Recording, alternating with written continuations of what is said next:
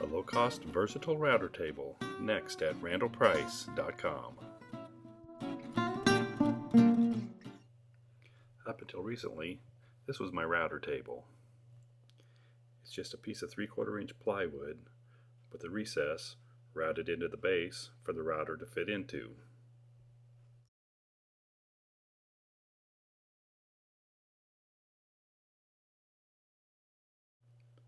The fence was made from a piece of particle board shelving. The whole thing was then just clamped to my workmate, and that worked out fine for me for many projects. And as well as this little router table worked, I wanted something that was more permanent and that I could handle larger pieces on. After doing some research on some different types of router tables, and with my experience on my little one, I came up with this design. It's a router table top that I attached to a pre-existing base that I had. It has a 3/4 inch plywood sub base with 1/4 inch hardboard top.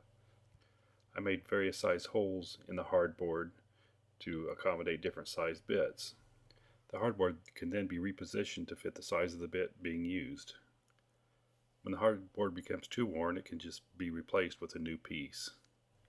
With 2 pieces of hardboard on the top, you could have up to 4 combinations of different size holes. You might notice that one of the holes in the top is slotted to the edge. I did this so it would fit under a slot cutting bit. I made a basic fence out of oak.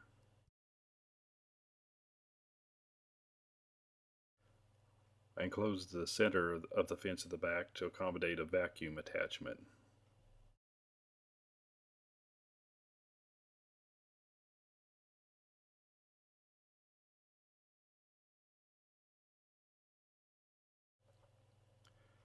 To change router bits, I hinged the router table top.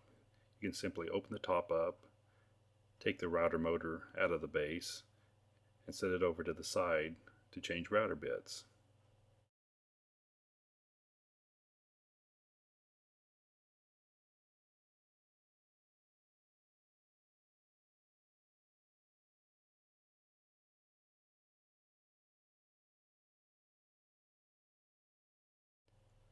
I put a wood screw on the inside frame of the router table to hang my wrenches on.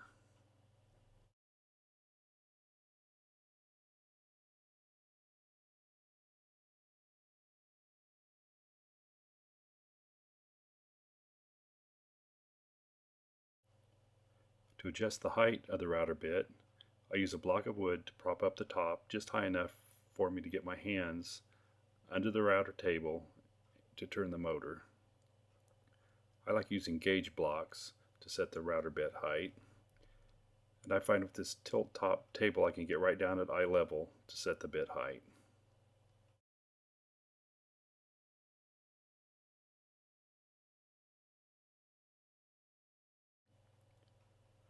For cutting short pieces and to improve the suction on the vacuum system, I clamp a hardboard auxiliary fence to the router fence.